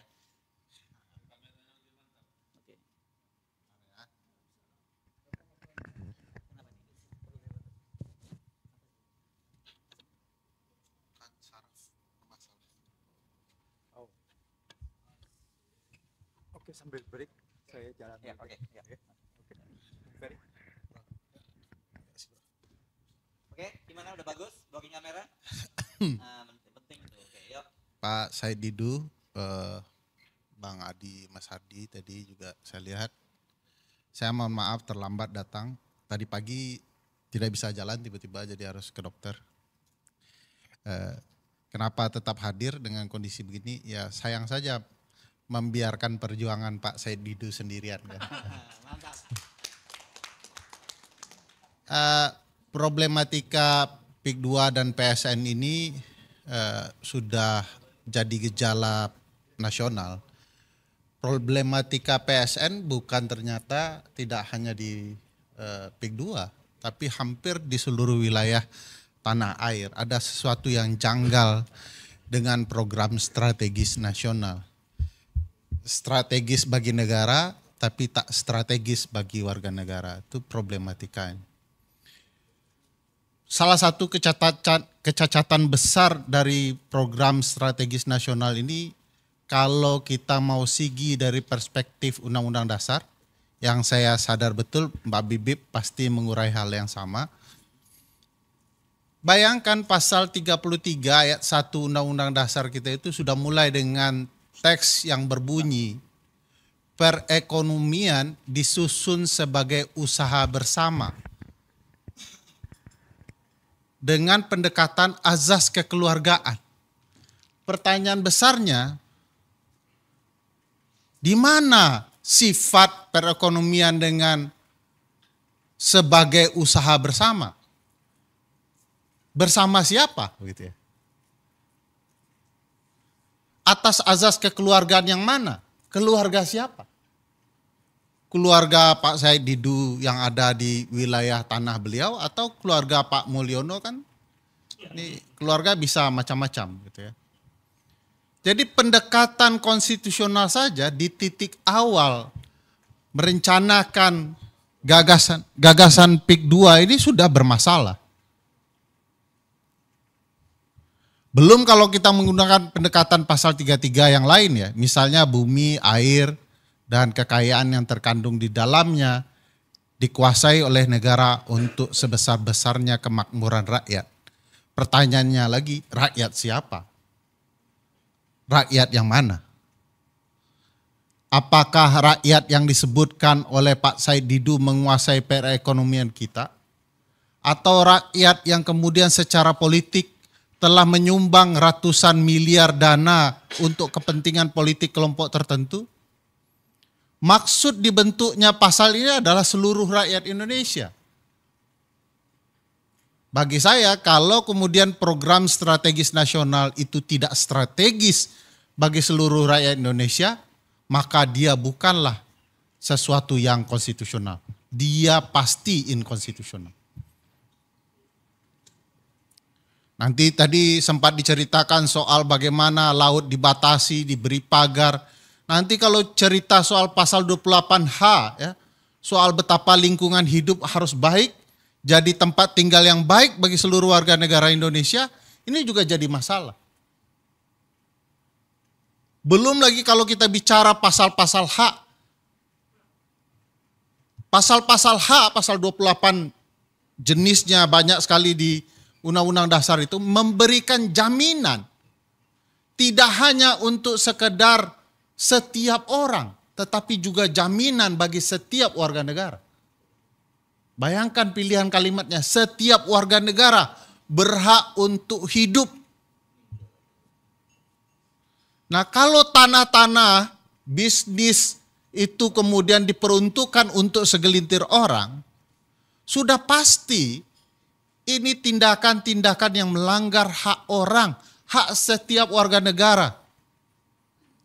Pertanyaan besarnya, kok bisa negara mengabaikan konstitusinya? Kok bisa pemerintahan tidak baca undang-undang dasar dan kemudian menentang undang-undang dasar itu? Saya punya keyakinan bahwa undang-undang dasar itu adalah sesuatu yang embodied, ada di diri orang. Orang tahu kebutuhannya dan pasti itu dibicarakan di undang-undang dasar. Lalu kenapa tidak ada kesadaran pemerintahan? Ya sederhana. Pemerintahannya punya kepentingan yang lain. Ya daripada membela Pak Said Didu, lebih bagus yang membela saya di bisnis pemilu kemarin. Imbal jasanya jelas gitu ya. Peduli apa dengan Pak Said Didu dan seluruh warga negara Indonesia. Kalaulah perspektif seperti itu ada di kepala, maka seluruh kebijakan bernegara pasti bertentangan dengan Undang-Undang Dasar. Pasti. Bayangkan berapa banyak warga negara yang jual beli tanahnya tidak berimbang, tidak patut, ada dampak lingkungan hidup yang rusak. Lembaga negara mana saja yang kemudian bicara? Bang Adi, saya tidak melihat teman-teman Komnas HAM nyaring bicara soal ini. Saya tidak lihat ada yang bicara soal kebutuhan lingkungan hidup, Kementerian KLH misalnya, teriak soal potensi bahaya lingkungan hidupnya. Kita tidak melihat ya, sesuatu yang kemudian potensi mengganggu hajat hidup orang banyak, kemudian dipertanyakan bersama-sama. Jadi kita termasuk bersyukur ya, ada orang-orang seperti Pak Said Didu yang berteriak nyaring, menyadarkan kita bersama agar kemudian hak-hak bersama diperjuangkan. Walaupun mungkin sebentar lagi beliau akan dipenjara. Enggak apa-apa Pak. Dalam perjuangan itu pilihannya menang atau dipenjara, enggak apa-apa. Saya yakin Pak Said Didu tidak sendirian. Memenjarakan Pak Said Didu itu berarti memenjarakan ratusan, mungkin jutaan orang.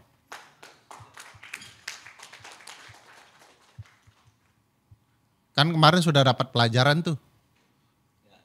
Publik diam-diam dipukulin terus, disakitin terus, tiba-tiba bak-bah ya, bergerak menyerang seluruh simpul-simpul politik ada di Republik.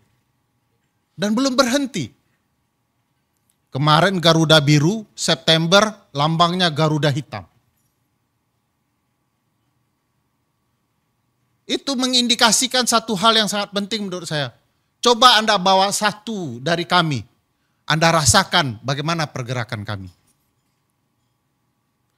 Dan saya tidak terbayang kalau kemudian kesadaran orang bahwa apa yang dirasakan oleh warga negara yang ada di PIK 2 itu juga berdampak kepada hak kami, kepada lingkungan hidup kami, kepada kelayakan keluarga kami, kepada hak kami untuk berekonomi, lalu tiba-tiba mereka marah dan kemudian bergerak bersama.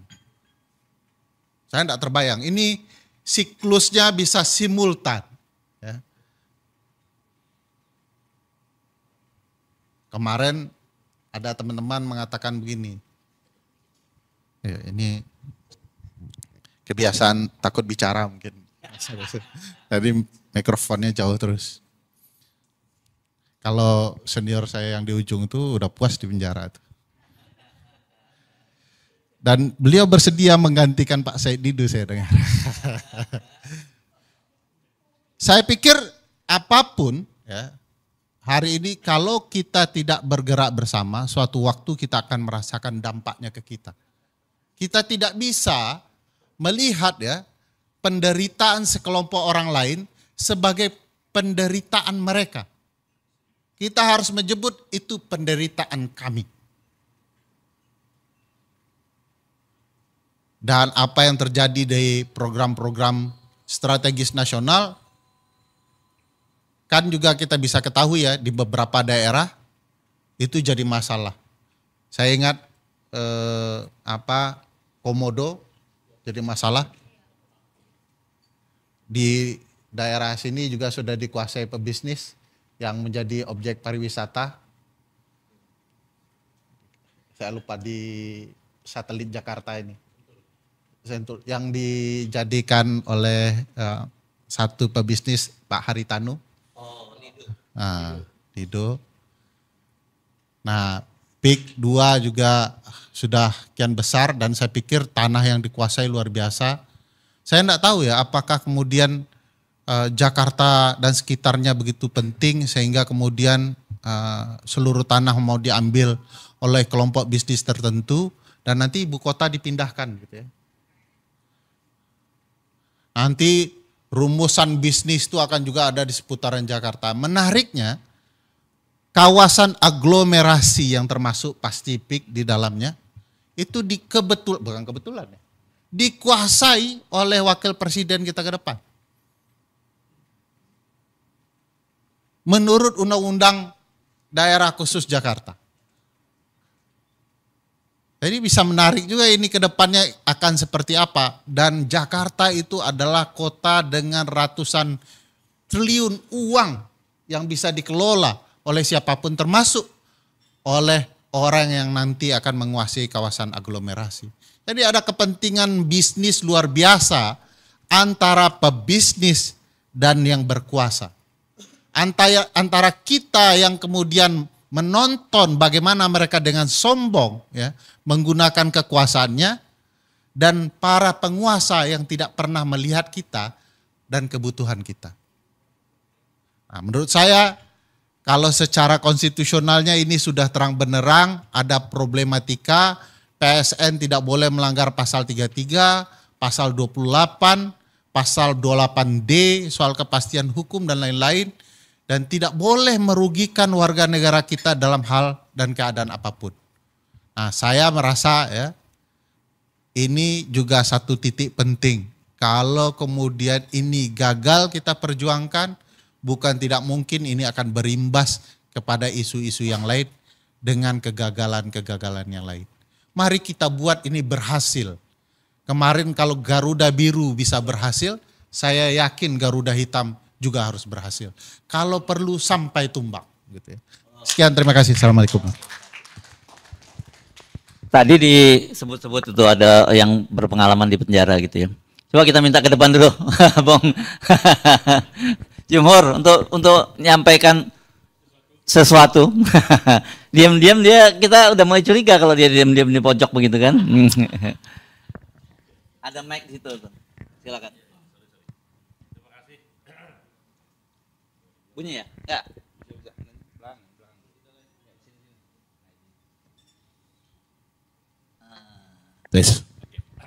Terima kasih. Assalamualaikum warahmatullahi wabarakatuh. Saya mau nanya satu soal konstitusi dulu ya. Yang pertama, kalau peraturan presiden itu kan biasanya turunan dari undang-undang. Kalau ini turunan langsung dari UUD 45 seperti yang dibuat ini, apakah bisa diuji materikan di Mahkamah Konstitusi?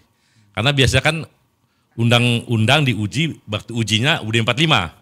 Perpres kan di bawah undang-undang nih, tapi dia nggak nyantol ke undang-undang, langsung ke konstitusi. Nah itu bertentangan kan pasal tadi itu. Nah saya menanya soal itu, nanti jawabnya belakangan. Perpres apa? Ini soal PSN ini, dia kan langsung pasal ya PP atau Perpres nggak tahu lah itu, kan itu di bawah undang-undang statusnya kan. Nah itu yang saya mau tanya tuh, itu benar-benar pengen tahu gitu. Kalau misalnya bisa ya tidak ada salahnya, misalnya ada juga yang melaporkan itu bertentangan dengan konstitusi gitu loh. Itu satu. Yang kedua begini, saya tertarik sekali dengan isu ini karena saya pernah dipenjara gara-gara urusan ini. Waktu kami kuliah di ITB dulu, kami melawan Orde Baru melalui penggusuran tanah-tanah rakyat. Jadi ada Badega, ada Gedung Ombo, ada Cimacan, Pulau Panggung di Lampung. Itu semua kayak begini, digusur gitu dengan ganti rugi. Waktu itu 1 batang rokok tuh, 1 per meter persegi. Sebatang rokok Pak, rokok biasa itu. Kita marah gitu, dia kok bisa begini. Nah akhirnya singkat kata kita ngelawan Orde Baru dan kemudian saya dan teman-teman dipenjara 3 tahun. Nah sekarang ini berulang lagi gitu loh, berulang lagi. Waktu itu saya masih kuliah di ITB waktu itu. Mungkin kalau ada teman-teman mahasiswa nanti bisa mempelajari gerakan mahasiswa pada waktu itu. Sekarang muncul lagi dan saya mendalami lagi soal Max Havelaar yang kebetulan di Banten juga nih, di Lebak. Dulu itu dianggap penindasan Pak, tanam paksa hanya karena rakyat disuruh ngambil 20% lahannya untuk ditanami yang diatur pemerintah. Dan itu kemudian katakanlah dijual kepada pemerintah, kemudian itu ada bupati ya yang kemudian menyalahgunakan sebagian, akhirnya terjadi proses eksploitasi kepada petani. Itu zaman kolonial, tahun 1860-an. Nah sekarang bukan lagi desain, bukan 20% Pak, ini 100% hilang gitu loh. Tanah orang ini hilang di zaman Pak Said ya, ini hilang sama sekali. Dan jadi karena itu memang ini nggak masuk akal. Saya jadi wake up call saya, memang ini harus ada perlawanan, nggak ada lagi selain perlawanan. Dan perlawanan pertama, saya usulkan forum ini menobatkan Said Didu sebagai Indonesian Edward Douwes Dekker. Jadi Indonesian Multatuli. Karena yang satu di Lebak di Banten, ini juga di Banten juga. Nah, jadi kita panggil Pak itu Multatuli itu Pak, pejuang tuh Pak. Kalau dalam perspektif perjuang kemanusiaan. Nah, Multatuli Didu lah. Nah, jadi itu kita angkat dia sebagai, karena dia juga sendiri. Nah, cuman bedanya dulu medianya nulis novel, namanya Max Havelaar. Nah, sekarang dia cuap-cuap di YouTube. Nah, dan itu membangunkan kita semua. Setuju semua ya?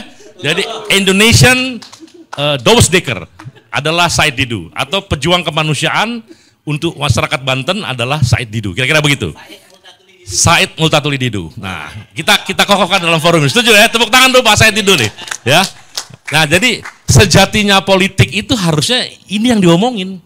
Sejatinya politik kan yang ngomongin soal-soal kayak gini harusnya. Jadi kita nggak boleh dilupakan pilpres, pilkada dan apa, tapi kemudian lupa hal-hal yang begitu penting. Jadi menurut saya mudah-mudahan saya bisa terlibat, Pak Said ya, bisa terlibat.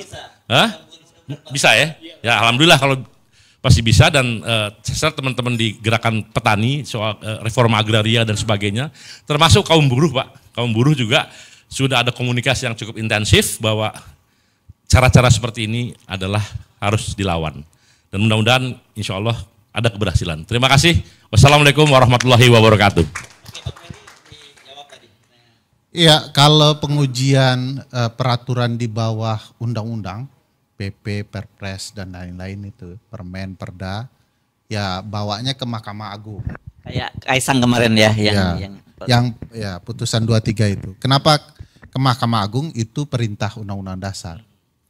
Cuman kalau ke Mahkamah Agung itu yang meningkat itu iman kita, Bang Jumhur. Sebab begitu dimasukkan permohonan tidak ada persidangan. Jadi banyak aja berdoa sampai putusan keluar. Nah, itu makanya yang meningkat iman. Jadi lebih banyak teman-teman menyarankan ke Mahkamah Konstitusi. Walaupun hasilnya belum tentu juga baik. Tapi pertarungannya terbuka. Jadi kalau problemnya ada di PP dan Perpres, pasti ada sangkutannya dengan undang-undang. Pasti ada. Saya yang jamin, Bang. Walaupun undang PP-nya tidak diperintahkan, dia PP dan Perpres itu bisa berdasarkan kewenangan. Nanti pasti ada undang-undang yang menyantolnya. Bagaimana supaya PP dan Perpres itu bisa mati dengan sendirinya? Ubah pemaknaan yang ada di undang-undang melalui pengujian terhadap undang-undang dasar di Mahkamah Konstitusi.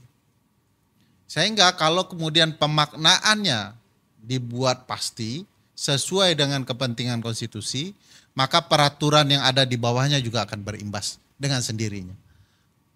Jadi biasanya kami melakukan begitu, jadi tidak kemudian bergantung kepada Mahkamah Agung. Bukan tidak bisa ke Mahkamah Agung, tapi terlalu sunyi. Sunyi dalam artian kita nggak bisa tahu apa-apa di Mahkamah Agung itu. Ya, jadi udah jelas ditafsirkan berbeda ada. Ya, banyak sekali. Umur ya. Udah jelas kan. Sudah jelas 40 bisa diturunkan kan gitu ya. Nah itu makanya sebagian dari kami selalu berupaya ke Mahkamah Konstitusi walaupun belum tentu menang. Tapi publik bisa mengetahui apa yang sedang terjadi dan cara berpikir hakim bisa dilihat. Di Mahkamah Agung begitu salinan petikan putusan keluar, belum tentu putusannya keluar. Kita tidak tahu apa argumentasi hakim sesungguhnya, lama sekali. Jadi ke Mahkamah Konstitusi menurut saya jadi pilihan. Nanti kita bisa bacakan kira-kira nyantolnya di undang-undang mana. Kan bisa dikejar ya kalau PSN itu ternyata merugikan lingkungan, kita hajar di undang-undang yang terkait dengan lingkungan hidup. Kalau kemudian ada birokrasi administrasi pemerintahan yang bermasalah, di undang-undang PSN itu kita arahkan kepada pengujian undang-undang administrasi pemerintahan gitu ya. Jadi bisa ke sana nantinya. Jadi harus dibaca dulu yang Bang Jumhur maksudkan PP atau Perpresnya seperti apa. Nah, nanti kita akan arahkan ke undang-undang yang mana. Saya pikir itu. Terima kasih. Oke, terima kasih sekalian konsultasi hukumnya ini ya. Gratis lagi. Iya, gratis. Untuk perjuangan.